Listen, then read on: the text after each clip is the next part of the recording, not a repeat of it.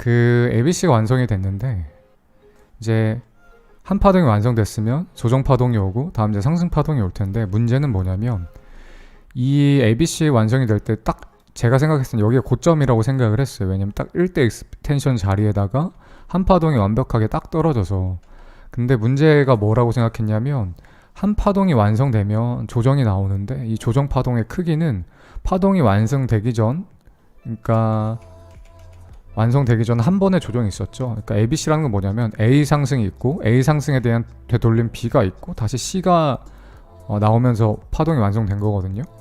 그러면 이 B는 이 ABC 내의 내부 파동이란 말이에요. 근데 일반적으로 엘리어트 파동 이론 읽어보시면 이런 법칙은 없지만, 일반적으로 통계를 내보면 한 파동이 완성되고 나서 다음 파동이 나오면 이 파동 내에서 나왔던 이 조정 파동보다는 파동이 끝나고 나오는 조정 파동의 크기나 기간이 더 크거나 길거든요. 거의 90% 이상 확률로 이렇게 나와요. 이거는 제가 다 장담할 수 있어요. 90% 이상 확률로 파동 내에서의 그 조정의 크기나 기간보다 파동이 완료됐으면, 당연히 더 상위 파동이죠. 완료됐다는 거는. 그러고 나서 더 상위 조정이 나와야 돼요.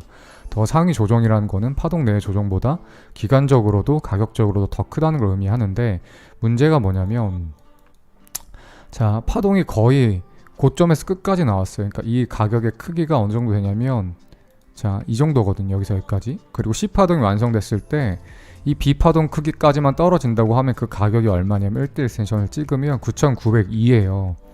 9,902라는 거는 B파동보다 이 B파동보다 더 크게 되돌린 것도 아니고 그냥 딱 1대1 익스텐션 자리. 근데 이거보다 더 크게 나와야 된다고 했죠. 살짝 더. 그럼 이걸 깨고 내려오면 거의 또 더블 바텀을 간단 말이에요.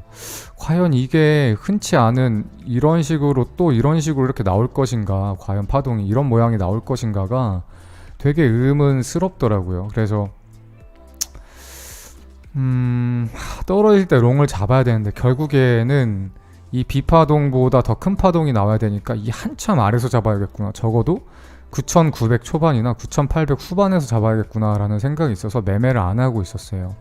마침 이제 유튜브도 시작해가지고 쉬지도 못했고 스트레스도 좀 심했는데, 이참에 차라리 좀 차분히 기다리자는 생각으로 밑에서 이제 입을 벌리고 있었는데, 제 예측이 틀렸죠. 조정을 봤더니 한 번 더 레그업을 했어요.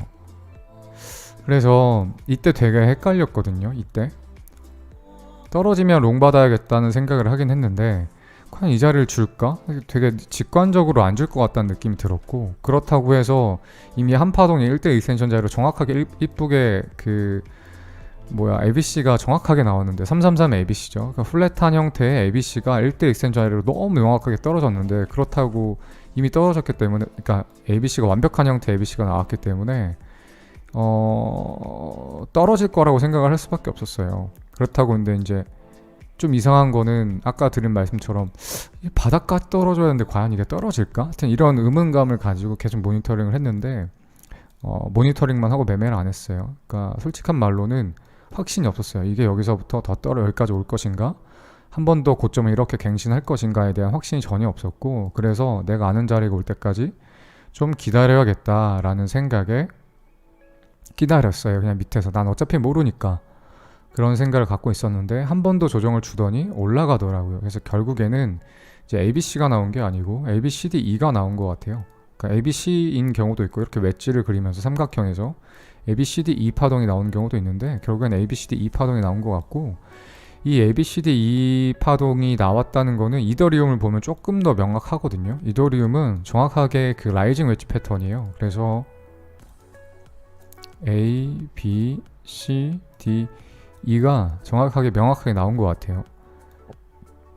그래서 이제 완성이 됐고 가격이 떨어지는 중인 것 같았는데, 제가 비트를 보면서 왜 라이징 웨지 패턴을 보지 않았냐면, 참고로 라이징 웨지 패턴은 끝이 위로 올라가는 삼각형 모양인데, 결국에 이 삼각형 내에서 5번 진동 운동을 하다가 고점을 터치하면 결국에는 가격이 하락하는 패턴이에요. 라이징 웨지라고 상방쇠기형 삼각형이라고 한글로는 상방쇠기형 삼각형일 거고, 구글링 하실 때는 라이징 웨지라고 하시면 될 것 같아요. 그래서 내용을 살펴보시면 결국에는 파동 내에서 진도 운동을 하다가 떨어진다라는 추세가 전환된다 하방으로, 이런 내용이 있을 거고, 그 구글링 되지 않는 추가적인 내용을 제가 간단하게 설명드리면, 삼각형의 입구 끝에서부터 점점 입구 초반부터 입구 끝으로 이렇게 갈수록 볼륨이 점점 주는지가 굉장히 중요해요. 만약에 중간에 볼륨이 는다 라고 하면 그러면 그거는 그 패턴이 아니에요. 이렇게 모양을 그었는데 볼륨이 중간에 여기서 늘었다, 볼륨이. 그러면 여기서 이렇게 맞고 떨어지는 게 아니고 위로 이렇게 치솟을 확률도 꽤 있어요. 그러니까 거기에는 이걸 라이징 웨지, 만약에 볼륨이 일반적으로 입구 끝에서부터 입구 처음부터 끝까지 쭉 해서 디클라인 하는 모양이 나오지 않는다라고 하면은, 그러면 라이징 웨지가 아니겠구나 라는 걸 의심을 해보셔야 돼요. 그리고 이더리움도 보면 마찬가지로 볼륨이 입구 초반부터 끝까지 갈수록 일정하게 디클라인 되는 경향이 있죠. 그래서 라이징 웨지로 볼 수 있는데, 한 가지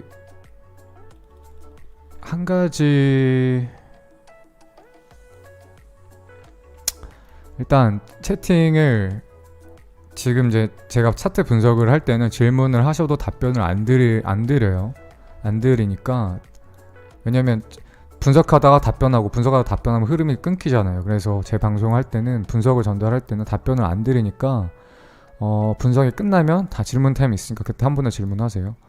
어쨌든 이더리움을 보면 좀 더 명확하죠. 근데 제가 한 가지 헷갈렸던 거는, 보통은 비트코인이건 이더리움이건 걸 떠나서 라이징 웨지 패턴이 나오면 끝에 이 C파동하고 E파동에서 그 하락 다이버넌스가 일반적으로 형성이 되거든요. 근데 하락 다이버넌스가 형성이 안 됐어요. 하락 다이버넌스가 형성이 안 돼 있어서 오늘 아까 올라왔었을 때 제가 숏을 칠까 굉장히 고민을 했었는데, C 웨이브랑 E 웨이브 사이에 일반적으로는 하락 다이버넌스가 형성이 되는데 안 됐기 때문에 숏에 들어가지 않았고, 이더리움 같은 경우는 애매했어요. 되게 애매했던 게 뭐냐면, 보세요. 30분봉으로 보시면 RSI가 올라갔어요, 같이. 그래서 그 하락 다이버넌스가 없죠. 시간봉으로 보면 애매하게 딱 걸려 있어요, 맞고.